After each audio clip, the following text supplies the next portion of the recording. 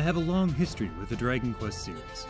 Every entry has this power to transport me back to my parents' basement, squinting at a Game Boy Color while I play through Dragon Quest 1 and 2.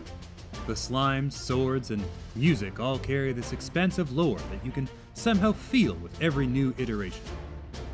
Dragon Quest XI, Echoes of an Elusive Age, has, for better or worse, the whole Dragon Quest franchise on its shoulders. This series takes a sort of perverse pride in its stubborn adherence to tradition. If everything looks and feels familiar, that's a deliberate design choice. There are people in Japan who've been playing these games their whole lives.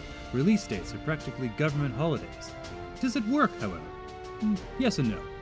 Hearing that iconic music, fighting your first blue slime, getting that victory tone, all of these things are essential Dragon Quest experiences. The Dragon Quest game that opens with some other enemy as your first encounter might actually be cursed. I do wish the character designs were a little different though. Not all of them. Akira Toriyama's art is a major component in the series. It's just hard to get emotionally invested in a dramatic encounter with a monster when they look so goofy. Those wide eyes and lolling tongues really undercut the tension, you know? Don't get me wrong though. Dragon Quest XI looks and sounds amazing. The character models are all incredibly detailed and lovingly crafted. There's just something timeless about the Dragon Quest design philosophy. The development team has neither time nor tolerance for the trends and movements of the games industry at large. Their only metric for evolution and ascent is their own franchise. To that end, it feels unfair to compare Dragon Quest XI to other RPGs, but I can't help it. This game doesn't exist in a vacuum. Even so, what's on display is polished and pristine, although there's a weird lack of animations for certain actions. Giving people items is something described rather than seen, for example. This is something of a Dragon Quest tradition, but it still stands out in 2018. It's the same thing with the cutscenes.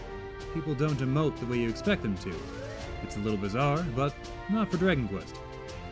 As much as I've nitpicked this game for refusing to evolve, I absolutely love all the dumb little side quests and content that Dragon Quest XI comes with.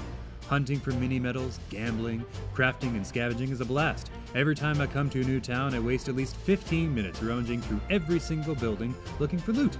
Smashing pots, pouring through bookshelves, raiding wardrobes, and cracking treasure chests somehow never gets old. The mini-medals in particular are a joy to uncover every time, and I've been hunting them down in these games for at least 20 years. Meanwhile, combat in Dragon Quest XI walks this weird line between old and new. Your attacks and items are all very familiar, yet you have a lot of freedom to experiment.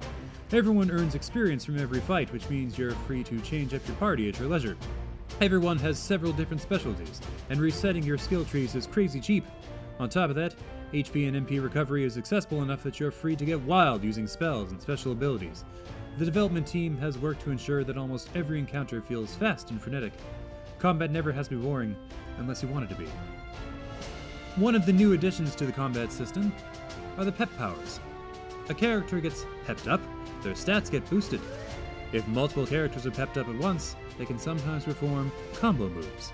While I appreciated the stat boost, I never used the pep moves. Either they only applied to a very specific circumstance, or they weren't worth using up that pep boost. It's a shame, because the pep system is one of the few new additions to the combat.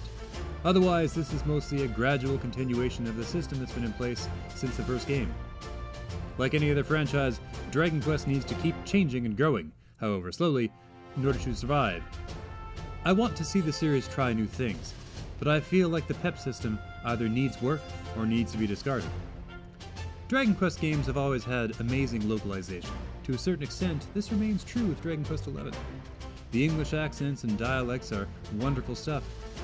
Their version of Italian is a different story, however. Actually, any region where the dialogue is peppered with non-English words feels like a high school play. I was pretty diligent about watching cutscenes until I got to Gondolia. From that point on, there was a lot more frantic button mashing involved. This latest entry in the Dragon Quest series features a hard mode called Draconian Quest, which is something I've never seen before in a Dragon Quest game. At the beginning of your playthrough, you can choose whether to turn on this hard mode of sorts. I elected not to, remembering Dragon Quest games as hard enough things. This was a mistake. The whole game is a tiny bit too easy without Draconian mode turned on. At first it felt as difficult as any other Dragon Quest game, then I got lost. This led to a whole lot of battles, which put me above the recommended strength level. It was an advantage the game was unable to reclaim, even in the latter half of the story. Long story short, don't be afraid of that hard mode. I had a blast playing this game. The Dragon Quest series might evolve a bit slowly for some people, but I'm perfectly satisfied with its pace. Every nostalgic note resonates with gorgeous clarity, be it the monsters, the weapons, or the aesthetics. While some attempts at growth fall flat, others expertly hit their mark. The character models and the graphics are the perfect expression of Akira Toriyama's timeless art style. I wasn't in love with all the writing, but the characters were still flush with charm and personality. My one major grievance, the difficulty level, should serve as guidance for anyone undecided. Don't be afraid to try that hard mode, in other words. Whether you're a lifelong fan or new to the series, Dragon Quest XI Echoes of an Elusive Age is an easy recommendation.